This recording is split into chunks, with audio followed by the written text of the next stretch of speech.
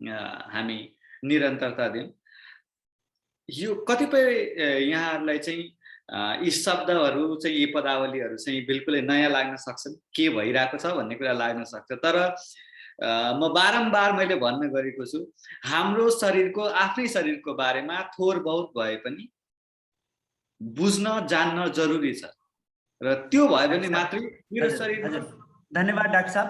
सम्पूर्ण मित्रहरू, यहाँहरू भस्त्रिकादेखि लिएर अन्तिमसम्म अनुलोम विलोमसम्म कर्मशः 1 घण्टाभित्र सिद्धिने गरी यहाँहरू कन्टिन्यू गरिराख्नु होला।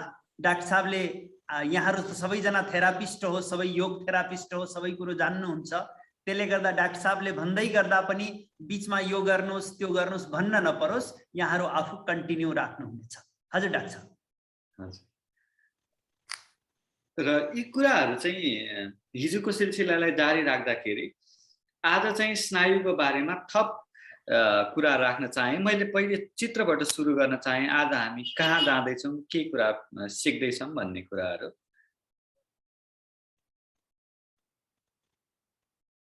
यो स्नायुको मैले हिजो एउटा चित्र देखाएको थिएँ। यो स्नायुको एउटा हाँगा हुन्छ, मुख्य हाँगा, जसलाई चाहिँ हामी एक्जोन भनेर भन्छौँ अङ्ग्रेजीमा। त्यसको बाहिरपट्टि चाहिँ बोसोको पत्र हुन्छ, यसरी ठाउँ ठाउँमा डल्लो डल्लो डल्लो डल्लो परेको बोसोको पत्रहरू हुन्छ, जसलाई चाहिँ हामी माइलिन भनेर भन्छौँ। र स्नायुले काम गर्ने तरिकालाई यो बोसोले नभई नहुने तत्त्व हो। किनभने यो स्नायुहरू जति पनि छन्, स्नायुहरू करेन्टको भाषामा कुरा गर्छन्। एउटा स्नायुले, जस्तो यहाँले देख्नु भएको छ, आँखाले हेर्नु भएको छ भने आँखाले हेर्नु भएको जुन तत्त्व छ, जस्तो आँखाबाट रोशनी जुन छिर्छ, त्यसले आँखाभित्र पुगिसकेपछि करेन्ट उत्पादन गर्छ र त्यो करेन्ट भएर मस्तिष्कसम्म पुग्छ। मैले बोलेको यहाँले सुनिरहनु भएको छ, त्यो आवाज कानले करेन्टको रूपमा कन्भर्ट गरिदिन्छ। यी हाम्रा जनेन्द्रियहरू भनेको चाहिँ रेडियोमा जस्तो हुन्छ नि, रेडियोमा ट्रान्सड्युसर हुन्छ नि, त्यसले चाहिँ हावामा भएको तरङ्गलाई चाहिँ ध्वनिको रूपमा कन्भर्ट गरिदिन्छ, बदल्ने काम गर्छ नि। हो, हाम्रा यी जनेन्द्रियहरूको काम भनेको सिर्फ त्यति नै हो। यी भौतिक रूपमा देखिने जति पनि चिजहरू छन्, त्यसलाई चाहिँ आन्तरिक रूपमा करेन्टको रूपमा बदलिदिने काम गर्छ। र त्यो करेन्टलाई अब स्नायुको माध्यमबाट चाहिँ मस्तिष्कसम्म पुग्न अथवा मस्तिष्कबाट चाहिँ बाहिरसम्म पुग्नलाई बाटोको रूपमा चाहिँ यो बोसोले काम गर्छ। र यो बोसोको बीचबीचमा रहेको खाली ठाउँमा चाहिँ कुद्दै कुद्दै त्यो इलेक्ट्रिकल करेन्ट जुन हुन्छ, त्यो करेन्ट चाहिँ कुद्दै कुद्दै जान्छ। भनेपछि अब यो बोसो बिग्रिने बित्तिकै त्यो करेन्टहरूको प्रवाह हुने सबै बाटो छेदविच्छेद भएर जान्छ। भनेपछि स्नायुले काम गर्न छोड्छ र विभिन्न कारणहरूले यो बोसोको मात्रा चाहिँ स्नायुमा क्षयीकरण गराउने कामहरू गर्छ। अब क्षयीकरण गराउने कामहरू हुँदाखेरि चाहिँ जस्तो विभिन्न रोगहरूका नाम छन्, अङ्ग्रेजीमा भन्दाखेरि अलिकति गाह्रो हुन सक्छ र विभिन्न रोगहरूको कारणले गर्दाखेरि यो चाहिँ मैले फेरि एउटा अर्को चित्र देखाउन चाहे। यसरी चाहिँ बोसो चाहिँ स्नायुको वरिपरि भएको जुन बोसो छ, यो बोसो चाहिँ यसरी क्षयीकरण भएर जान्छ। अब खिएपछि चाहिँ अब स्नायुले करेन्ट बोक्न सक्दैन। अब यो करेन्ट नबोक्न सक्दाखेरि विभिन्न शरीरमा लक्षणहरू देखिन्छ। साधारण रूपमा चाहिँ ती लक्षणहरू भनेको चाहिँ रोग अनुसार चाहिँ फरक फरक हुन सक्छन्, तर साधारणतया यी लक्षणहरू भनेको मैले यो चित्र देखाउन चाहे। यहाँको जुन स्मृति हुन्छ, त्यो स्मृति क्षयीकरण भएर जान्छ। एकदमै धेरै थकान महसुस भएको जस्तो हुने हुन्छ है।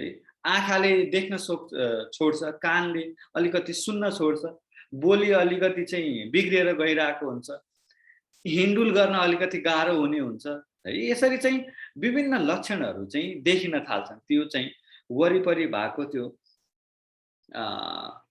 जुन बोसोको तत्त्व छ, स्नायुको वरिपरि भएको तत्त्वहरू, त्यो क्षयीकरण भएर जाँदाखेरि यी विभिन्न लक्षणहरू देखिन्छ।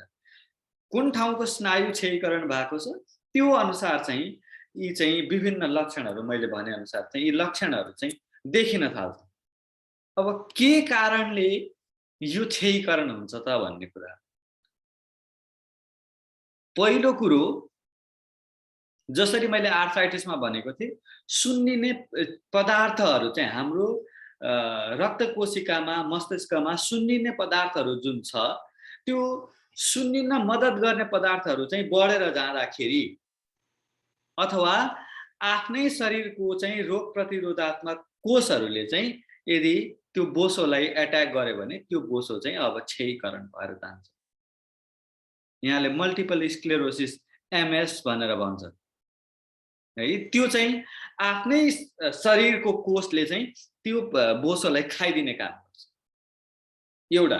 अर्को कुरो चाहिँ कुनै यहाँलाई चाहिँ संक्रमण भयो भने जस्तो एचआईभी इन्फेक्सन्सहरू हुँदाखेरि, सिफिलिसहरू हुँदाखेरि, यसरी इन्फेक्सन भयो भने पनि संक्रमण भयो भने पनि हुन्छ। अहिले कोभिडको केसेसहरूमा पनि यस्तो देखिएको छ। यो चाहिँ बोसो चाहिँ क्षयीकरण हुने, केही व्यक्तिहरूमा चाहिँ बोसो क्षयीकरण हुने, यसरी स्नायुको वरिपरिको बोसोको क्षयीकरण हुने समस्या कोभिडमा पनि केही व्यक्तिहरूमा चाहिँ त्यो समस्या देखिएको छ। यसरी संक्रमणका कारणले पनि हुन सक्छ है। र अर्को कुरो चाहिँ जस्तो खानेकुराहरूमा चाहिँ भिटामिन B12 है, भिटामिन B कम्प्लेक्सहरू कमी भयो भने पनि यसरी हुन सक्छ। अथवा कार्बन मोनोअक्साइड है, कार्बन डाइअक्साइड हैन कि मोनोअक्साइडहरू चाहिँ बढी मात्रामा भयो भने पनि यसरी चाहिँ क्षयीकरण हुन सक्छ। र धेरै मात्रामा विकिरणहरू लिँदाखेरि, आजभोलि त विकिरणको मात्रा बिगबिगी छ। हातमा मोबाइल बोकेर सुत्छन्, राति सुत्दाखेरि पनि काननिरै मोबाइल हुन्छ, राखेर सुतिरहेको हुन्छन्। र विभिन्न जस्तो एक्सरेहरू धेरै मात्रामा गराउँदाखेरि यसरी विकिरणका कारणले पनि गर्दाखेरि यो बाहिरपट्टि भएको बोसो चाहिँ क्षयीकरण भएर जान्छ। र अर्को कुरो चाहिँ यसमा भनेको चाहिँ कीटनाशक चिजहरू चाहिँ जति पनि पदार्थहरू प्रयोग गर्छन्, कीटनाशक पदार्थहरू प्रयोग गर्दाखेरि पनि यो बोसोको मात्रा क्षयीकरण भएर जाने हुन्छ यसरी। र त्यो क्षयीकरण भएर जाँदाखेरि मैले अघि चित्रमा देखाएँ, अब त्यो करेन्ट बग्न सक्दैन। करेन्ट बग्न नसकेपछि यहाँलाई स्मरण शक्तिको समस्यादेखि लिएर, हिँडुलका समस्याहरू गर्नेदेखि लिएर, बोली राम्रोसित नफुट्नेदेखि लिएर, हाम्रो चाहिँ दृष्टि राम्रोसित नहुनेदेखि लिएर विभिन्न समस्याहरू देखिन थाल्छ। अथवा साधारण रूपमा भन्दाखेरि आलस्यता नै देखिन थाल्छ। यसरी चाहिँ फेरि यहाँलाई आलस्यता लाग्ने भन्ने बित्तिकै फेरि यसैलाई नसम्झिनु होला, यो सुरुमा पहिलो फर्स्ट इयरमा पढ्ने डाक्टरहरूलाई यही कुराहरू हुन्छ। यसरी चाहिँ सुरुमा पढ्दै आयो, एउटा कुरा पढेपछि सबै कुरालाई त्यहीँ लगेर जोड्ने हुन्छन्। त्यस्तो चाहिँ नसम्झिनु होला। यसरी चाहिँ साधारण रूपमा देखिने चाहिँ लक्षणहरू चाहिँ मैले अघि चित्र मार्फत यहाँलाई देखाएँ। र अब यो कुरा मैले किन राख्न चाहेको भनेर भन्दाखेरि यसलाई मैले योगसित जोड्न चाहेको। अब त्यो यदि बोसो क्षयीकरण भएर गएको छ, यसरी मैले फेरि त्यो चित्र देखाउन चाहे।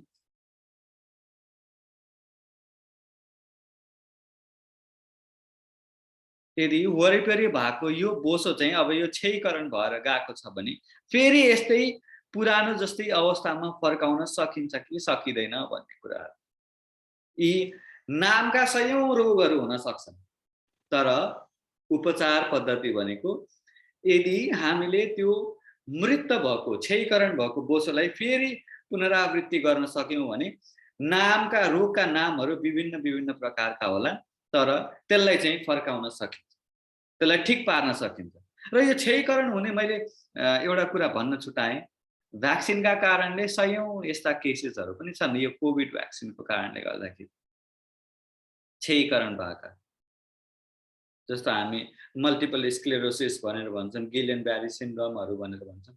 म एउटा यसैको यो भ्याक्सिनका कारणहरूले भएको यो स्नायु सम्बन्धी समस्याहरूको एउटा शोधपत्र करिब तयार भइसक्यो, अलिकति दिनमा प्रकाशित हुने अब बाटोमा छ। यसरी चाहिँ यो कोभिडको भ्याक्सिनको कारणहरूले गर्दाखेरि पनि यसरी चाहिँ यो कतिपय व्यक्तिहरूमा जसको शरीर स्वस्थ छैन ती व्यक्तिहरूमा चाहिँ यसरी चाहिँ स्नायुको समस्याहरू देखिने, यही बोसोको मात्रा क्षयीकरण हुने समस्याहरू पनि विकराल रूपमा देखिएको छ। ती कुराहरू चाहिँ मिडियामा नआएको भएर चाहिँ धेरै मान्छेहरूलाई थाहा हुँदैन यी कुराहरू। अब यो क्षयीकरण भएको स्नायुलाई फिर्ता ल्याउन सकिन्छ कि सकिँदैन भन्ने कुराहरू अब फिर्ता ल्याउनलाई चाहिँ हाम्रो योग प्राणायामहरू भनेको एकदमै धेरै अचुक उपाय हुन्छ यसमा। विशेषतः मैले हिजो देखाएको जस्तो भने त्यसमा जस्तो नाडी शोधन प्राणायामहरू अनि बाह्य कुम्भक अथवा अन्तर्कुम्भक, जहाँ चाहिँ हामीले चाहिँ जस्तो मूलबन्ध, उड्डान बन्ध अथवा जालन्धर बन्ध लगाएर चाहिँ यसरी श्वासलाई या त बाहिर रोक्ने, सकेसम्म चाहिँ भित्र रोक्ने अन्तर्कुम्भक गऱ्यौँ भने त्यसरी गर्दाखेरि चाहिँ शरीरमा कार्बन डाइअक्साइडको, रक्तमा एकछिनलाई चाहिँ कार्बन डाइअक्साइडको मात्रालाई क्षणिक रूपमा बढाउने हो भने त्यसका एकदमै धेरै लाभहरू हुन्छ। यहाँले चाहिँ हठयोग प्रतिपिकामा पनि यो कुरा लेखेको देख्न सक्नुहुन्छ। पूरक भन्दा रेचक फाइदाजनक हुन्छ र रेचक भन्दा चाहिँ कुम्भक अन्तै धेरै फाइदाजनक हुन्छ भनेर हठयोग प्रतिपिकामै लेखेको छ। र यो कुरालाई विज्ञानको तथ्यबाट पुष्टि गर्न सकिन्छ। त्यहाँ त एउटा सूत्रको रूपमा मात्रै व्याख्या गरेको छ। त्यही भएर म बारम्बार विभिन्न यो प्रसङ्गहरू चाहिँ कोट्याइरहन्छु। हाम्रा शास्त्रका हरेक सूत्रहरूमा एउटा पीएचडी को थीसिस बन्न सक्छ। मलाई सुरुमा यी पुस्तकहरू पढ्दाखेरि शरीरमा काँडा उम्रेको थियो, किनभने थोरै कुराहरू आफूले जानेको छ हाम्रो शरीर विज्ञानको बारेमा, तर ती कुराहरूलाई बडो सटिक ढङ्गले चाहिँ सूत्रबद्ध रूपमा चाहिँ ती पुस्तकहरूमा हाम्रा ऋषिमुनिहरूले त्यो बृहङ्गम ज्ञान चाहिँ कसरी एउटा सूत्रमा चाहिँ सूत्रबद्ध गरे भन्ने कुरालाई बुझ्दै जाँदाखेरि मलाई त्यसरी अनुभव भएको छ। कैयौँबाट काँडा उम्रेका छन् मलाई चाहिँ। र यसरी चाहिँ हामीले चाहिँ कुम्भकको प्रक्रिया गऱ्यौँ भने रक्तमा क्षणिक रूपमा कार्बन डाइअक्साइडको मात्रा बढेर जान्छ, जसले मैले हिजो पनि भनेको थिएँ त्यसले मस्तिष्कमा रक्त प्रवाह एकदमै धेरै राम्रोसित गराइदिन्छ। किनभने रक्त नलीहरू चौडा हुन्छन् र त्यसले गर्दाखेरि चाहिँ रक्त प्रवाह मस्तिष्कमा एकदमै धेरै हुन्छ। अब यसले गर्दाखेरि मस्तिष्कको जुन मृत भएको जुन बोसो थियो, त्यो बोसो बनाउने कोषहरूलाई पुनरावृत्ति गराइदिन्छ, तिनीहरूको पुनर्ताजगी गराइदिन्छ। र अब त्यो बोसो बनाउने कोषहरू चाहिँ एक्टिभेट भइसकेपछि त्यो माइलिन शीथ फर्मेसन हुन थाल्छ। यसले पार्किन्सन जस्तो रोगहरूमा पनि, जहाँ चाहिँ यो स्नायुहरू मृत भएको हुन्छ, त्यो मृत भएको पार्किन्सन जस्तो रोगहरूमा पनि यो चाहिँ लाभदायक छ। नाडी शोधन जस्तो अथवा श्वास रोक्ने प्रक्रियाहरू। र यो मैले एउटा फेरि चित्र देखाउन चाहेँ। यसले चाहिँ अरू कुन कुन रोगहरूमा चाहिँ लाभ पुर्याउन सक्छ त भन्ने कुराहरू।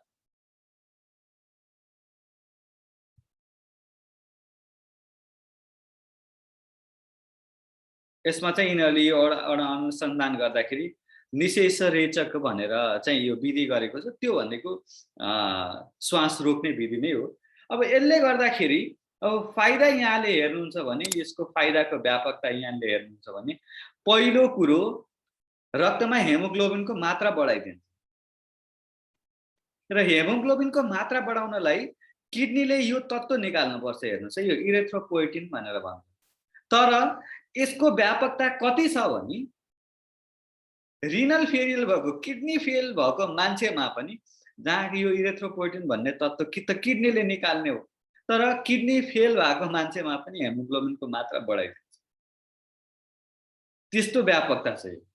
र अब यसको अर्को व्यापकता भनेको मुटु, हार्ट एट्याक भनेर भन्छ नि। हार्ट एट्याक भनेको मुटुका रक्तनलीहरू चाहिँ बन्द भएका हुन्छन् त्यतिखेर, कुनै कुनै बोसो जम्मा भएर।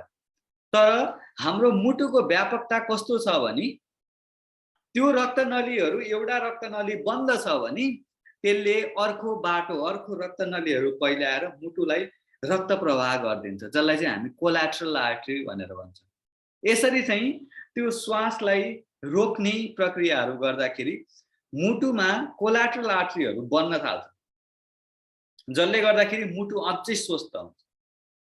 यसरी चाहिँ अब ब्लड प्रेसरहरूलाई घटाउनेदेखि लिएर हाम्रो कोषहरूलाई चाहिँ त्यसमा रक्त प्रवाह गराउने, यदि चाहिँ प्रजननाङ्ग सम्बन्धी समस्याहरू छ भने पनि त्यसलाई पनि हल गर्ने कामहरू गर्छ।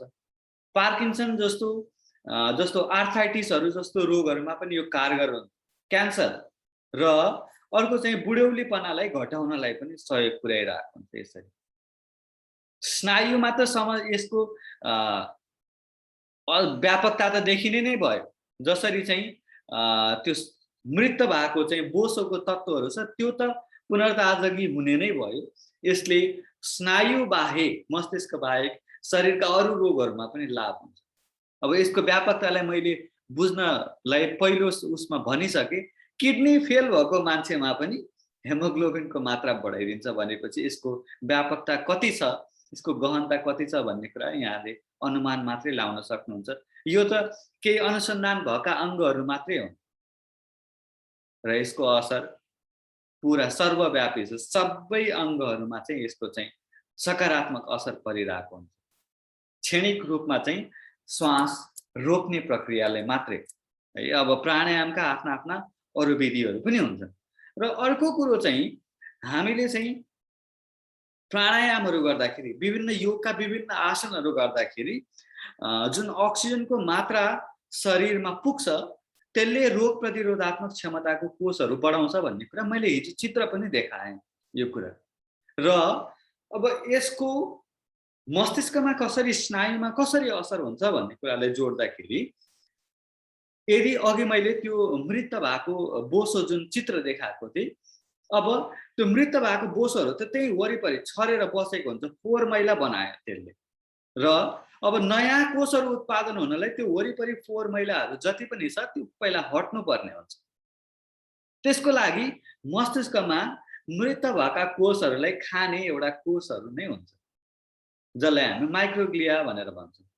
यसरी चाहिँ योग प्राणायामहरू गर्दाखेरि त्यो माइक्रोग्लिया जुन हुन्छ त्यो माइक्रोग्लियाले त्यो मृत भएका कोषहरूलाई चाहिँ सफा खाएर चाहिँ सफा गर्ने ठाउँ बनाइदिन्छ।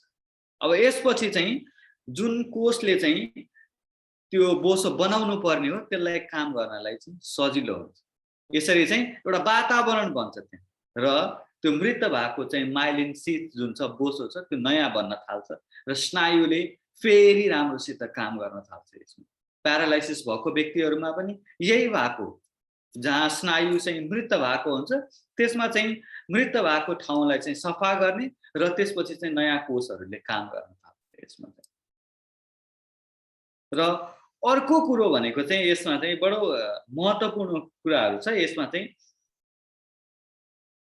जुन मैले सुन्निने तत्त्वहरू चाहिँ विजातीय तत्त्वहरू उत्पन्न हुन्छ भनेर भनेको थिएँ, त्यो विजातीय तत्त्वहरूलाई सप्रेस गर्दिनलाई, त्यसलाई दबाउनलाई हामीले प्राणायामहरू योगहरू गर्दाखेरि चाहिँ त्यसले इन्डोर्फिन भन्ने एउटा तत्त्व निकाल्छ।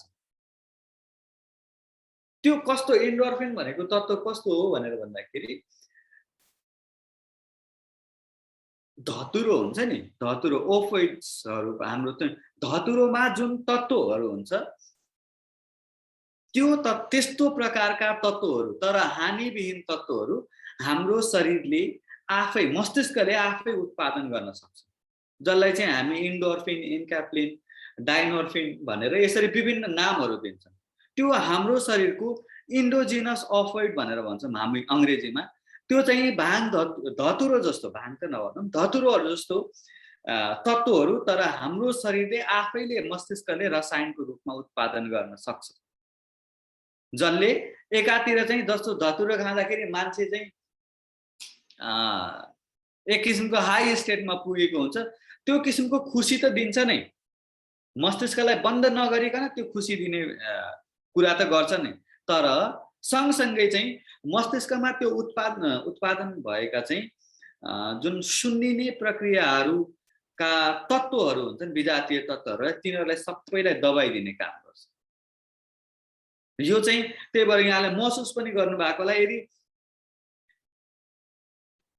जस्तो सूर्य नमस्कार नै गर्नुभयो, सुरुमा यहाँलाई के हिसाबले अल्छी लाग्यो भने पनि यहाँले अलि बेर आफैलाई चाहिँ धकेलेर अलि बेर पसिना आउन्जेलसम्म चाहिँ यहाँले सुरु गर्नुभयो भने त्यसपछि यहाँलाई झन् त्यसमा रुचि लाग्न थाल्छ, झन् गरौँ गरौँ जस्तो लाग्न थाल्छ।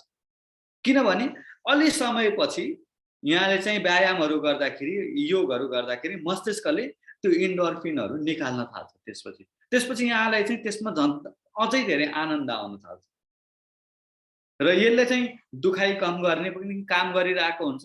र अर्को कुरो, मस्तिष्कमा त्यो क्षयीकरण गर्ने विजातीय तत्त्वहरू जति पनि उत्पादन भएका हुन्छन् त्यो सबैलाई दबाई दिने काम गर्छ। जुन स्टेरोइडले काम गर्छ नि, स्टेरोइडले गर्ने कामहरू यसले ठ्याक्कै त्यस्तै कामहरू मस्तिष्कमा गर्छ, जसले गर्दाखेरि त्यो स्नायुहरूलाई चाहिँ क्षयीकरण हुने वातावरणबाट चाहिँ यसले रोकिदिन्छ।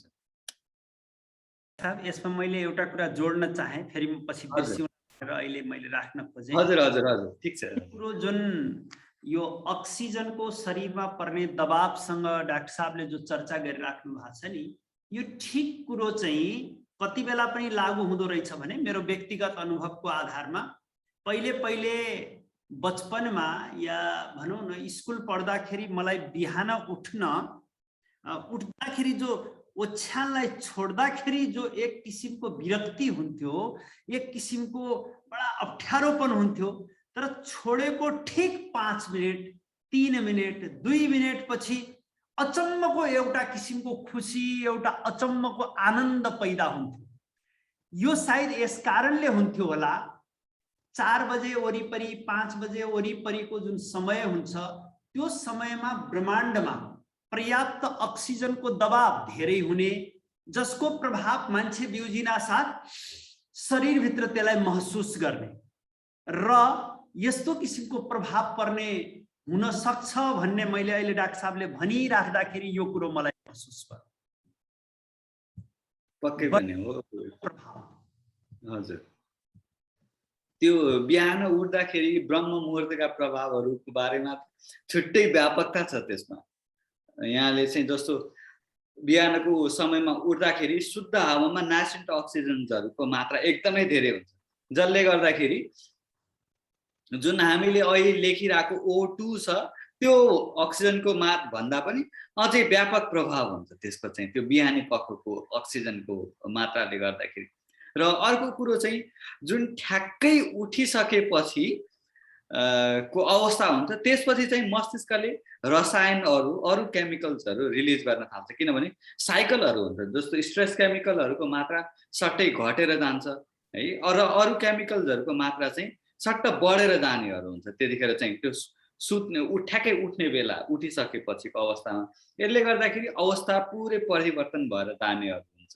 यसमा थप अरू दिन कुनै अरू चर्चा परिचर्चाहरू पनि गरौँला। र फर्केर आउँदाखेरि स्नायुमै आउँ। यसरी चाहिँ मैले यसमा जोड्न चाहे, यसलाई चाहिँ एक्टिभिटी ड्रिभन माइलिनेसन भनेर भन्छ। एक्टिभिटी ड्रिभन माइलिनेसन भनेको यहाँले चाहिँ कति धेरै त्यो कुरामा चाहिँ कामहरू गर्नुभयो, त्यो स्नायु सम्बन्धित कति कामहरू गर्नुभयो, त्यो आधारमा त्यो स्नायुहरू पुनर्जीवित हुने प्रक्रिया त्यति धेरै हुन थाल्छ। त्यसपछि यो वैज्ञानिक अनुसन्धानले पुष्टि गरिसकेका कुराहरू, जति धेरै प्राणायामहरू गर्नुभयो, जति धेरै व्यायामहरू गर्नुभयो, त्यसपछि चाहिँ स्नायुलाई चाहिँ पुनर्ताजगी दिने ग्रोथ फ्याक्टर भनेर भन्छ, त्यो उत्पादन हुन थाल्छ र अरू चाहिने चाहिँ मस्तिष्कका रसायनहरू चाहिँ यसरी उत्पादन हुन थाल्छन् त्यसपछि चाहिँ। र यसले गर्दाखेरि जुन बाहिरपट्टि चाहिँ डिजेनरेट भएको माइलिन सिट छ, त्यो माइलिन सिट त्यो बोसोको प्रक्रिया फेरि नयाँ बन्न थाल्छ। उसै गरी त बन्दैन, किनभने यो बडो जिद्दी तत्त्वहरू छ, मस्तिष्कको तत्त्वहरू, स्नायुको तत्त्वहरू भनेको जुन बाहिरको त्यो बोसोको पत्र बनाउने तत्त्व छ, त्यो एकचोटि ध्वस्त भएर गइसकेपछि बन्दैन खासमा। तर त्यसलाई बनाउनलाई चाहिँ वातावरण दिनुभयो भने जुन स्टेम सेल्स छ, त्यो स्टेम सेल्सले चाहिँ फेरि चाहिँ नयाँ त्यो बोसोको पत्र बनाउने कोषहरू उत्पादन गर्न थाल्छ र त्यसपछि बोसो बन्न थाल्छ। यो एउटा लामो प्रक्रिया हुन्छ। त्यसमा छोटो समयमा एकैचोटि आजकै भोलि भन्ने चाहिँ हुँदैन, तर अलिकति लामो समय यहाँले प्रयास गर्नुभयो भने चाहिँ त्यो बोसो चाहिँ फेरि नयाँ बन्ने प्रक्रिया हुन्छ। यसमा चाहिँ योग र प्राणायामका कुराहरू भयो। अघि गुरुदेवले यज्ञ चिकित्साको कुराहरू गर्नुभएको थियो, त्यो त्यसमा झनै व्यापकता छ। यज्ञ चिकित्सा भनेको मस्तिष्कको लागि एकदम अचूक रामबाण हो, न्यानो मेडिसिन। आजभोलि अब औषधि उपचारको क्षेत्रमा चाहिँ एउटा नयाँ आविष्कारको रूपमा आइरहेको छ, केही वर्षपछि आउँछ होला, नानो मेडिसिन भनेर भन्छन्। एकदमै सूक्ष्म रूपमा रहेको औषधिका कणहरू त्यो नानो मेडिसिनको रूपमा काम गर्छ। यहाँलाई चाहिँ मस्तिष्क सम्बन्धित रोगहरू छन् भने मस्तिष्क सम्बन्धी चाहिने जडीबुटीहरू चाहिँ यज्ञ गर्दाखेरि त्यसको धुम्र जुन उत्पादन हुन्छ त्यसलाई चाहिँ यहाँले श्वास लिएर लिनुभयो भने त्यो सिधै रगतमा पुग्छ हावाको माध्यमबाट, हाम्रो फोक्सोको माध्यमबाट, र त्यसले सठिक ठाउँमा काम गर्छ त्यसपछि चाहिँ। त्यही भएर यज्ञ चिकित्सा जुन छ त्यो आफैमा नानो मेडिसिन र हाम्रा ऋषिमुनिहरूले त्यही कुरा जानेर हाम्रो चाहिँ विभिन्न पूजा पाठमा चाहिँ यसको विधि विधान बनाएर चाहिँ त्यसलाई एउटा अभिन्न अङ्गको रूपमा चाहिँ प्रतिपादन गरेको थियो। त्यो त्यसै ढोङ र आडम्बर होइन, त्यसमा एउटा पूर्ण चिकित्सा छ, एउटा पूर्ण विज्ञान छ त्यसमा चाहिँ। र कति यस्तो पनि अवस्था देखिएको छ, स्वामी रामदेवकै उसमा चाहिँ निरामयम केन्द्रहरूमा आउँदाखेरि 10-15 वर्षसम्म चाहिँ कोमामा बसेका मान्छेहरू पनि यज्ञ चिकित्सा गर्दाखेरि चाहिँ होस आएको।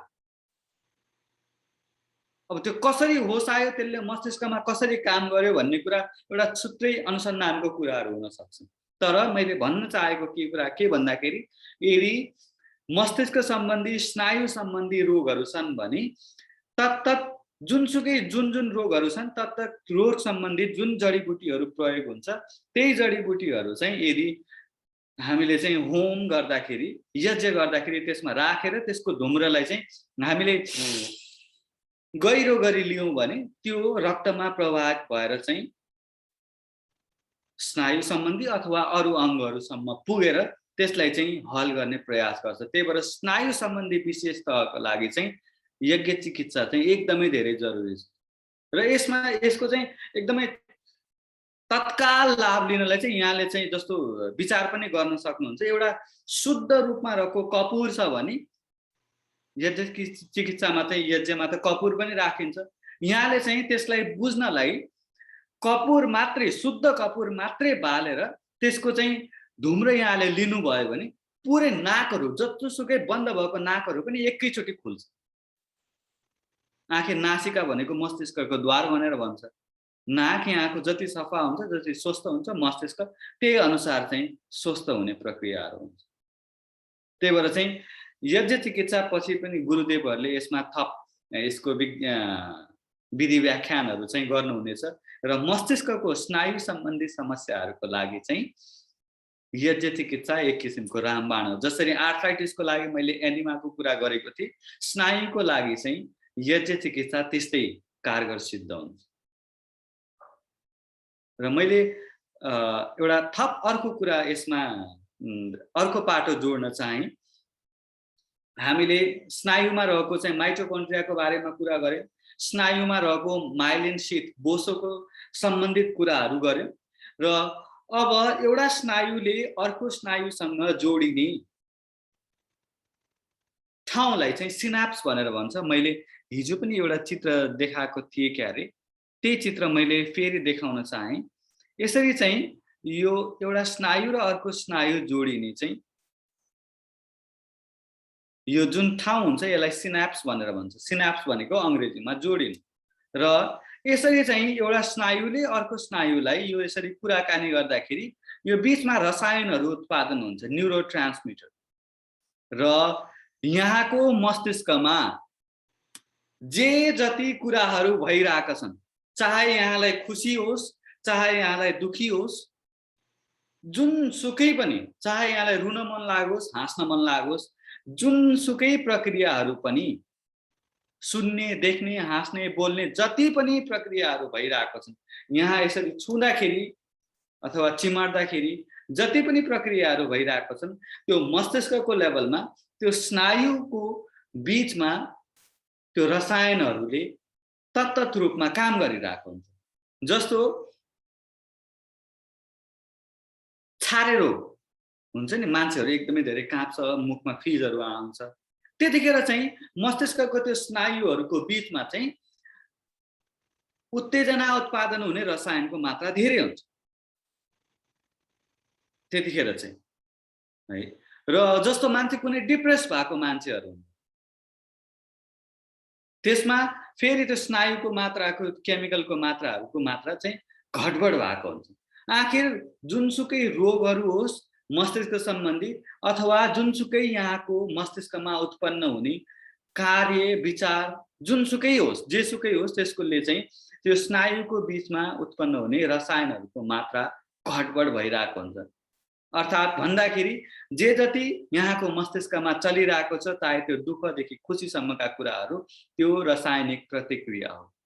र यहाँले चाहिँ अब के बुझ्नुपर्ने हुन्छ भन्दाखेरि रासायनिक प्रतिक्रियालाई परिवर्तन गर्ने बित्तिकै यहाँको सोच यहाँको रोग सबै परिवर्तित हुन थाल्छ।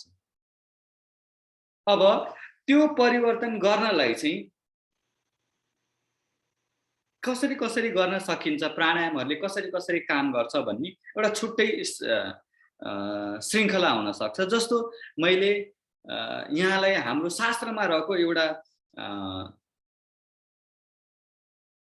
विधि विधान नै मैले जोड्न चाहे, कसरी चाहिँ त्यो मस्तिष्कको रासायनिक प्रतिक्रियाहरू चाहिँ परिवर्तन हुन्छ र हाम्रो विधानमा के छ भन्ने कुरा। जस्तो यहाँले चाहिँ बिहान उठेर चाहिँ आजभोलि कतिले गर्नुहुन्छ गर्नुहुन्न थाहा छैन, बिहान उठेर चाहिँ सूर्यलाई हेरेर चाहिँ अर्घ चढाउँछ स्नान गरिसकेपछि। त्यसको अर्थ यहाँले चाहिँ बिहान उठेर सूर्यलाई हेर्नुभयो भने मस्तिष्कमा त्यो स्नायुको बीचमा सेरोटोनिन भन्ने तत्त्व उत्पादन हुन्छ। एक त सूर्यको किरणले छालामा छुने बित्तिकै भिटामिन डी जुन उत्पन्न हुन्छ त्यसले पनि सेरोटोनिनको मात्रा बढाउनलाई काम गर्छ र सूर्यको रोशनीलाई हेर्ने बित्तिकै चाहिँ मस्तिष्कमा सेरोटोनिनको मात्रा अभिवृद्धि भएर जान्छ, जसले गर्दाखेरि सेरोटोनिनको मात्रा बढेर जाँदाखेरि यहाँलाई खुसी अनुभव हुन्छ। डिप्रेसन भएको मान्छेमा त्यही सेरोटोनिनको मात्रा घटेको हुन्छ। अब हेर्नुहोस् त हाम्रो शास्त्रमा यो कुराहरू कति धेरै सठिक रूपमा बुझिएको थियो र जाडोको महिना जहाँ चाहिँ सूर्य भगवानको दर्शन चाहिँ अलिकति दुर्लभ हुन्छ, त्यो दिन मकर संक्रान्तिको एक दिन चाहिँ सूर्य भगवानको दर्शनलाई नै छुट्याइएको, उपासनाको लागि नै छुट्याइएको छ। हेर्नुहोस् त अब एक दिन जाडोको महिनामा यहाँले सूर्य जुन दुर्लभ भइरहेको हुन्छ त्यो दिन मान्छेले चाहिँ प्रयास गरेरै भए पनि बिहान उठ्ने प्रयास गरेरै भए पनि सूर्यको दर्शन गर्न खोज्छ, उपासना गर्न खोज्छ। भनेपछि सूर्यको दर्शन गर्दाखेरि मस्तिष्कमा सेरोटोनिन उत्पादन भयो त। यही सूर्य देख्न नपाउँदा वर्षका 6-8 महिना चाहिँ हिउँले ढाकिने युरोपमा चाहिँ अधिकांश मान्छेहरूमा सिजनल एफेक्टिभ डिसअर्डरहरू हुन्। त्यो एक किसिमको डिप्रेसन जस्तो व्यवहारहरू देखिन थाल्छ। भनेपछि हाम्रा शास्त्रका कति अधिकांश विधि विधानहरू जुन छन् त्यो शास्त्र सँग अन्तर सम्बन्धहरू राख्छन् यसरी। र अब यो स्नायुहरूको गठजोडलाई ब्यालेन्स गरिराख्नलाई सबैभन्दा उत्तम उपाय भनेको नम्बर 1 पसिना आउने गरी व्यायाम गर्नु र अर्को प्राणायाम गर्नु। यसले गर्दाखेरि मस्तिष्कमा चाहिँ जुन ह्याप्पी केमिकल्सहरू भन्छन्, मैले चाहिँ एउटा फेरि चित्र देखाउन चाहे। यसरी चाहिँ प्राणायामहरू गर्दाखेरि म यसमा अघि अर्को दिन चाहिँ थप चर्चा परिचर्चा पनि गर्नेछौँ। यसरी चाहिँ प्राणायामहरू गर्दाखेरि हाम्रो श्वास प्रश्वासको कारणले गर्दाखेरि मस्तिष्कमा यी रसायनहरू उत्पादन गर्ने स्नायुहरू बढी चलायमान हुन्छ। जस्तो मस्तिष्कमा डोपामिन, इन्डोर्फिन, यो अक्सिटोसिन, सेरोटोनिन भन्ने यी ह्याप्पी केमिकल्सहरू चाहिँ हाम्रा खुसीका रसायनहरू मस्तिष्कमा उत्पादन हुन थाल्छन् बढी मात्रामा, जसले गर्दाखेरि डोपामिन भनेको चाहिँ यहाँकोले मस्तिष्कले आफैले आफैलाई पुरस्कार दिने तत्त्व हो। जस्तो यो यहाँले चाहिँ आज म बिहान उठेर चाहिँ म यो काम गर्छु है भनेर मस्तिष्कलाई चाहिँ एक किसिमको चाहिँ आज्ञा दिनु भएर चाहिँ दिउँसभरि त्यो काम फत्ते गर्नुभयो भने यहाँलाई खुसी महसुस हुन्छ। खासमा चाहिँ पुरस्कार मस्तिष्कले आफैले आफैलाई दिन्छ डोपामिन भन्ने तत्त्वको रूपमा। जस्तो सेरोटोनिन भन्ने चाहिँ मस्तिष्कलाई एकदमै खुसी राखिराख्नलाई चाहिँ सहयोग पुर्याइरहेको हुन्छ यसरी। र अब यी तत्त्वहरू चाहिँ फेरि स्नायुमा एकनाश भावले चाहिँ उत्पादन हुनुपर्छ, त्यसपछि मात्रै यहाँलाई चाहिँ खुसी सुखी अनुभव हुने हुन्छ। क्षणिक रूपमा बढ्ने र क्षणिक रूपमा घट्ने भयो भने फेरि चाहिँ त्यो रोगको रूपमा लाग्न थाल्छ। जस्तो मैले उदाहरण दिएँ डोपामिनकै। अब त्यो डोपामिनकै मात्रा स्नायुमा क्षणिक रूपमा बढ्ने र क्षणिक रूपमा घट्ने प्रक्रियाहरू भयो भने त्यो फेरि लतको रूपमा कुलतको रूपमा जान्छ, एडिक्सनको फर्ममा जान्छ। जस्तो यहाँले विचार गर्नु भएको होला अधिकांश मान्छेहरूलाई चाहिँ आजभोलि मोबाइल चलाउने एकदमै धेरै बानी हुन्छ। यो मोबाइल चाहिँ एकछिन पनि यसरी पर राखिदियो भने छटपटी के गरौँ भएर फेरि मान्छे मोबाइल समात्न थाल्छ। खासमा त्यो मोबाइल यसरी केही नहुँदाखेरि पनि त्यो फेसबुकमा यसरी घोर्लेर हेरेको छ एक मिनटमा के नै हुन्छ र त्यसमा। तैपनि मान्छेलाई चाहिँ एकछिन राख्ने बित्तिकै फेरि मोबाइल हेर्न थाल्छ। त्यो खासमा भएको के भनेर भन्दाखेरि यसरी मोबाइलमा घोत्लिरहँदाखेरि मस्तिष्कमा डोपामिन रिलिज भयो, फेरि छोड्ने बित्तिकै त्यसको मात्रा सट्ट घटेर आउँछ, फेरि लत तल लाग्न थाल्छ र एडिक्सनको फर्ममा जान्छ। आखिर ड्रग्स खाने मान्छेहरूमा पनि भएको त्यही हो। तर त्यही कुरो चाहिँ यहाँले जस्तो प्राणायामहरू गर्नुभयो, यहाँले विचार गर्नु भएको होला मोबाइल यहाँले जतिसुकै चलाउन्जेलसम्म खुसी भए पनि एकछिन छोडेर यहाँले अन्तकाममा जानुभयो भने कतिखेर घर फर्केर त्यो मोबाइल हेरौँ जस्तो भइरहेको। यो कुरो यहाँले चाहिँ जस्तो एउटा राम्रो पुस्तक पढ्नुभयो र पुस्तक पढिसकेर यहाँलाई त्यस्तो तलतल चाहिँ लाग्दैन, एक किसिमको छुट्टै आनन्द भइरहेको हुन्छ। फरक के त भनेर भन्दाखेरि यी जति पनि ह्याप्पी केमिकल्सहरू छ यो ह्याप्पी केमिकल्स त्यो सिनाप्सहरूमा त्यो स्नायुको गठजोडमा यदि समान रूपले त्यसको चाहिँ मात्रा चाहिँ रहिरह्यो भने त्यसले सुखी र खुसी अनुभव दिन्छ। तर यसले मात्रा घट्ने र बढ्ने छोटो समयमा बढ्ने र घट्ने भयो भने त्यो कुलतको रूपमा जान्छ। तर यहाँले योग र प्राणायाम गर्नुभयो भने स्नायुमा त्यो रसायनको मात्रा चाहिँ सठिक रूपमा ब्यालेन्स भइरहन्छ। जस्तो कतिपयले अस्ति डिप्रेसन एन्जाइटीको कुराहरूमा व्याख्यान राखौँ भनेर भन्नुभएको थियो। त्यो डिप्रेसन भएको एन्जाइटी भएको व्यक्तिहरूमा यही रसायनहरूको मात्रा घटबड भएको हुन्छ। मैले एउटा चित्र छ होला मसँग, जस्तो एउटा कुनै मान्छे आत्महत्याको बाटोसम्म पुग्छ भने त्यसलाई त्यो तनावको कारणले गर्दाखेरि मस्तिष्कमा यी रसायनहरू जस्तो नोरेपिनेफ्रिन, डोपामिन, सेरोटोनिन यसको कुनैको मात्रा बढी हुने कुनैको मात्रा घटी हुने कारणले गर्दाखेरि एकदम नैराश्यता हुने, एकदमै धेरै होपलेस हुने, त्यसपछि चाहिँ एकदमै धेरै रिसहरू उठ्ने, त्यस्ता प्रक्रियाहरूको गठजोड हुँदा हुँदै मान्छे आत्महत्यासम्म पुग्छ। आखिर भएको के त यही रसायनहरूको मात्रा घटबड भएको त हो नि मान्छे चाहिँ आत्महत्याको बाटोसम्म पुगुन्जेलसम्म। तर यही रसायनलाई हामीले प्राणायामको माध्यमबाट चाहिँ योगको माध्यमबाट त्यसको चाहिँ समभाव समत्वभाव त्यसको ब्यालेन्सलाई चाहिँ गेन गर्न सक्छौँ, जहाँ चाहिँ त्यसको मात्रा छोटो समयमा घट्ने र बढ्ने हुँदैन, समान किसिमले त्यसको मात्रा चाहिँ स्नायुहरूमा मेन्टेन भइरहेको छ। यसरी हेर्दाखेरि हामीले त श्वास भित्र लिएको र छोडेको मात्रै हो, तर त्यसको व्यापकता एकदमै धेरै गहिरो छ। र जति मस्तिष्क सम्बन्धी उपचारको लागि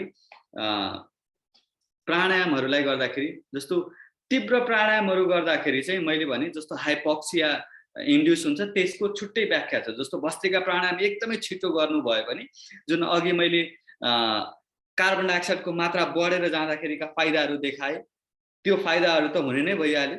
र त्यसपछि चाहिँ शान्त मस्तिष्कलाई शान्त तुल्याउने प्राणायामहरू गर्नुभयो, जस्तो भ्रामरी, उद्गीत, अनुलोम विलोम, प्रणव प्राणायामहरूदेखि लिएर यी प्राणायामहरू गर्नुभयो भने मस्तिष्क शान्त रूपमा गएर यसरी मस्तिष्कले जुन केमिकलको मात्रा रसायनको मात्रा गठजोड रूपमा समान रूपमा राख्नेदेखि लिएर यहाँलाई चाहिँ खुसी प्रदान गर्नेदेखि लिएर चाहिँ एक किसिमको नैराश्यताको भावबाट चाहिँ रोगको भावबाट चाहिँ फेरि निरोगितातिर ल्याउने कामहरू हुन्छ। हाम्रो शरीरमा रहेको त्यही श्वास लिने र फाल्ने एउटा प्रक्रियालाई मात्रै हामीले चाहिँ एक किसिमले चाहिँ त्यसको प्याटर्न एक किसिमले त्यसको रिदम मिलाएर गऱ्यौँ भने एक किसिमको निशुल्क उपचारको विधि हाम्रा यी दुई नासिकाहरू मै भगवानले चाहिँ प्रदान गरेका छन् र आउनुहोस् योग गरौँ र योगलाई आफ्नो जीवनमा घटित गराउँ र सारा शरीरका रसायनहरूलाई समत्व भावमा राख्दै निरोगितातिर बढौँ। यही उद्बोधनका साथ चाहिँ मैले आफ्नो वाणीहरूलाई यही विराम दिन चाहे। हजुर ओम।